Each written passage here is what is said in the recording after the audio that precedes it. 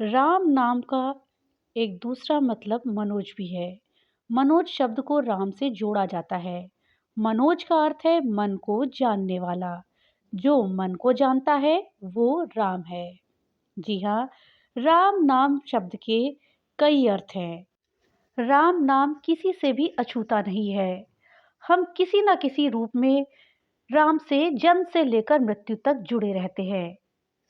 राम नाम का अर्थ क्या है? संतों और विद्वानों ने अपने अपने हिसाब से इसकी व्याख्या करी है। दोस्तों, हमें राम नाम के 10 अर्थ मिलते हैं। हर अर्थ से यह निकल कर आता है कि राम सर्वव्यापी है। तो दोस्तों, आज इस वीडियो में हम जानेंगे कि राम नाम के 10 अर्थ क्या हैं और साथ ही हम ये भी जानेंगे कि राम का अवतार क्यों हुआ, क्यों भगवान ने राम का अवतार लिया, इसके पीछे की क्या है वजह। इस जानकारी के लिए वीडियो को लास्ट तक देखिएगा। वीडियो अच्छी लगे तो लाइक और ज़्यादा से ज़्यादा शेयर करिएगा। और हाँ, अगर चैनल पे नए आए हैं तो चैनल को सब्सक्राइब करना मत भूलिएगा और अपने विचार हमें कमेंट बॉक्स में लिख करके ज़रूर बताइएगा। दोस्तों, राम नाम एक है लेकिन इसके कई अर्थ निकलते हैं। आज हम राम नाम के 10 अर्थों के विषय में जानेंगे। तैत्तरीय आरण्य नामक ग्रंथ में राम नाम का अर्थ है पुत्र। इसके श्लोकों में अर्थात इस ग्रंथ के श्लोकों में पुत्र को भी राम कहा गया है। दोस्तों, ब्राह्मण संहिता ये कहती है कि रमन्ते सर्वत्र इति रामः, यानी जो सभी जगह रमा हुआ है वो राम है। अर्थात राम कण कण में समाया हुआ है, हर चीज में राम बसा हुआ है। राम के बगैर कुछ भी नहीं है। संस्कृत व्याकरण और शब्दकोश कहता है रमन्ते। रमन्ते का अर्थ है राम, अर्थात जो सुंदर है, दर्शनीय है, वो राम है। दोस्तों, मनोज शब्द को भी राम से जोड़ा जाता है। मनोज का अर्थ है मन को जानने वाला।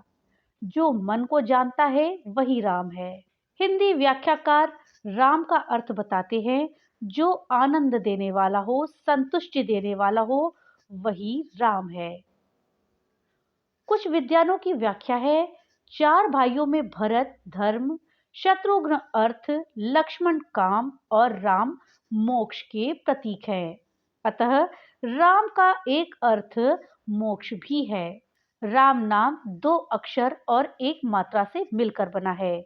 र, बड़ा आ और म।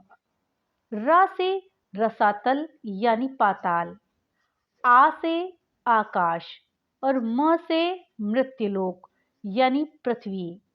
जो पाताल, आकाश और धरती तीनों का स्वामी है वो है राम। संस्कृत व्याकरण के अनुसार रम धातु में धित्र प्रत्यय के योग से राम शब्द बनता है। रम धातु का अर्थ रमण अर्थात निवास करना है। वे प्राणियों के हृदय में रमण यानी कि निवास करते हैं, इसलिए राम हैं।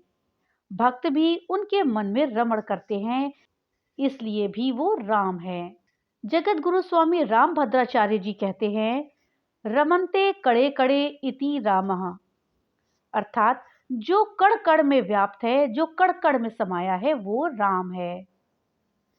विष्णु सहस्त्र नाम पर अपने भाष्य में आद्य शंकराचार्य ने कहा है कि नित्यानंद स्वरूप भगवान में योगी जन रमण करते हैं, इसलिए वो राम है। तो दोस्तों, ये थे 10 अर्थ राम के, अर्थात राम का क्या क्या मतलब हो सकता है। अब जानते हैं कि राम का अवतार क्यों हुआ, इसके पीछे की क्या वजह थी।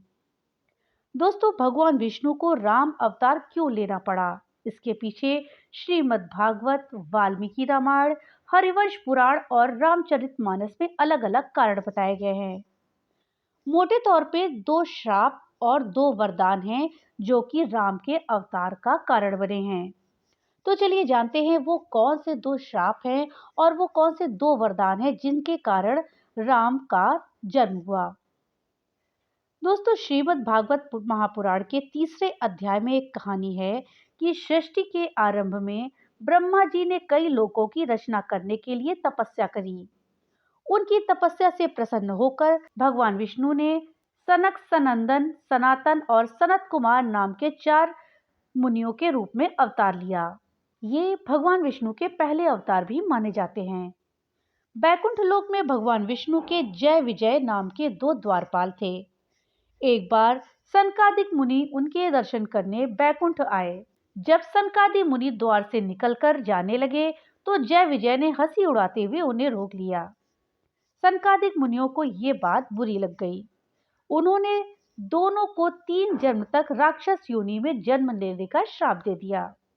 क्षमा मांगने पर सनकादिक मुनि ने कहा कि तीनों ही जन्म में तुम्हारा अंत स्वयं भगवान श्री हरि करेंगे।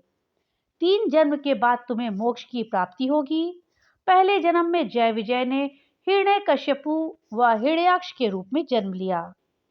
भगवान विष्णु ने बराह अवतार लेकर हिरण्याक्ष तथा नरसिंह अवतार लेकर हिरण्यकशिपु को मार डाला। दूसरे जन्म में जय विजय ने रावण और कुंभकर्ण का जन्म लिया। इनका वध करने के लिए भगवान विष्णु को राम का अवतार लेना पड़ा। तीसरे जन्म में दोनों शिशुपाल और दंत वक्र के रूप में बने। इस जन्म में भगवान श्री कृष्ण ने इनका वध किया। भगवान राम के अवतार का पहला कारण सनकादिक मुनियों का श्राप बना। भगवान राम के अवतार का दूसरा श्राप है। रामचरितमानस के बाल कांड में एक कहानी है कि एक बार नारद मुनि हिमालय में जाकर तपस्या कर रहे थे। उनकी तपस्या कई वर्षों तक चली। इंद्र को लगा कि नारद मुनि अपने तप से इंद्र का पद हासिल कर लेंगे। इंद्र ने कामदेव को आदेश दिया कि नारद मुनि की तपस्या भंग कर दो। कामदेव वहां पहुंचे जहां पर नारद तपस्या कर रहे थे। उन्होंने नारद मुनि पर काम बाण चलाए। बाणों के प्रभाव से नारद मुनि की तपस्या टूट गई। उन्होंने आंखें खोली और कामदेव की तरफ देखा। कामदेव को ये लगा कि नारद भी मुझे भगवान शिव की तरह भस्म कर देंगे। उन्होंने नारद से माफी मांगी। कामदेव ने कहा कि मैंने ये सब हमारे राजा इंद्र के कहने पर किया। आपकी तपस्या भंग करने का मेरा कोई हित नहीं है। मैंने बस राजा की आज्ञा का पालन किया है। कामदेव से ऐसी बात सुनकर नारद जी मुस्कुराए और उन्हें क्षमा कर दिया। माफी मिल गई तो कामदेव ने कहा, मैंने भगवान शिव की तपस्या भंग की थी तो उन्होंने मुझे तो भस्म कर दिया था। उन्होंने काम को जीत लिया लेकिन क्रोध से हार गए। आपने तो क्रोध को भी जीतकर मुझे क्षमा कर दिया। आप तो शिव से भी बड़े सन्यासी हो गए। ये सुनकर नारद के मन में अहंकार आ गया। वे ये बताने भगवान शिव के पास गए। भगवान शिव ने उनकी बात सुनी और कहा कि ये आपने मुझे बता दिया, लेकिन भगवान विष्णु को भूल कर भी ना बताइएगा। नारद ने उनकी बात अनसुनी कर दी और सीधे बैकुंठ लोक गए। यही बात उन्होंने भगवान विष्णु को बता दी। भगवान विष्णु समझ गए कि नारद को अहंकार हो गया है और उनका अहंकार अब मिटाना ही होगा। भगवान विष्णु ने अपनी माया से एक नगर बसाया जिसका राजा था शीलनिधि और उसकी बेटी थी विश्वमोहिनी, जिसका स्वयंवर होना था। नारद जब उस नगर में पहुंचे तो विश्वमोहिनी को देखकर ये सोचने लगे कि अब मुझे भी विवाह कर लेना चाहिए। उन्होंने भगवान विष्णु के पास जाकर कहा कि आप अपनी माया से मुझे अपना रूप दे दीजिए ताकि विश्वमोहिनी मुझे अपने स्वयंवर में चुन ही ले। भगवान विष्णु ने नारद का मुंह बंदर जैसा कर दिया। विष्णु खुद स्वयंवर में पहुंचे और विश्वमोहिनी ने उन्हें अपना वर चुन लिया। नारद पर सभी लोग हंस रहे थे। ये देखकर नारद ने भगवान विष्णु को शाप दे दिया कि तुमने मुझे स्त्री वियोग दिया है तो तुम भी मानव शरीर धारण कर 14 वर्ष तक स्त्री वियोग में भटकोगे। मुझे बंदर का मुख दिया है, यही बंदर तुम्हारी पत्नी को खोजने में तुम्हारी सहायता करेंगे। नारद का ये शाप भगवान विष्णु ने ग्रहण किया।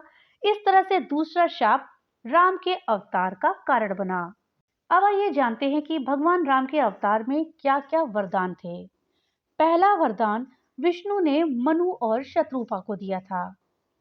श्रीमद् भागवत महापुराण में कहा गया है कि सतयुग में मनु और शत्रुपा, जो कि ब्रह्मा जी के अंश से ही जन्मे थे, दोनों ने संतान पाने के लिए भगवान विष्णु की बरसों तक तपस्या करी। उनकी तपस्या से खुश होकर भगवान विष्णु प्रकट हुए। उन्होंने मनु और शत्रुपा से पूछा कि क्या वरदान चाहिए। दोनों ने कहा कि भगवान, हमें आपके जैसी संतान चाहिए। भगवान विष्णु बोले, मेरे जैसा तो मैं बस खुद ही हूँ, तो मैं खुद ही तुम्हारे पुत्र के रूप में जन्म लूंगा। त्रेता युग में तुम राजा दशरथ और शत्रुपा कौशल्या बनकर जन्मेंगी और मैं तुम्हारे पुत्र राम के रूप में जन्म लूंगा। इस तरह से मनु और शत्रुपा को मिला हुआ वरदान राम जी के जन्म का कारण बना। दूसरे वरदान के मुताबिक वाल्मीकि रामायण में भगवान ब्रह्मा के लिए रावण ने कठोर तपस्या करी। ब्रह्मा प्रसन्न हुए, रावण से वरदान मांगने को कहा। रावण ने कहा, मुझे अमर होने का वरदान चाहिए। ब्रह्मा जी ने जवाब दिया कि इस संसार में कोई भी अमर नहीं है, जो पैदा हुआ है उसे मरना ही होगा।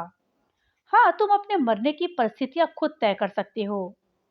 रावण ने कहा, ठीक है, आप मुझे वरदान दीजिए कि मुझे कोई देवता या दानव नहीं मार सके, ना नाग, ना किन्नर, गंधर्व, यक्षगण या कोई देवी भी मुझे ना मार सके, मुझे कोई हिंसक पशु ना मार सके। ब्रह्मा जी ने उसे ये वरदान दे दिया। रावण ने मनुष्य और वानर ये दोनों छोड़ दिए थे, क्योंकि उसे लगा कि जब कोई नहीं मार सकता तो नर और वानर ये दोनों उसे कैसे मार पाएंगे। रावण को ब्रह्मा का दिया ये वरदान भी कारण था कि भगवान विष्णु को मानव रूप में राम अवतार लेना पड़ा, क्योंकि रावण को कोई साधारण मानव ही मार सकता था। तो दोस्तों, इस तरह से दो श्राप और दो वरदान राम अवतार के मुख्य कारण बने। भगवान भोलेनाथ की कृपा आप सब पर बनी रहे। तो मिलते हैं अगली नई वीडियो के साथ, तब तक के लिए राधे राधे।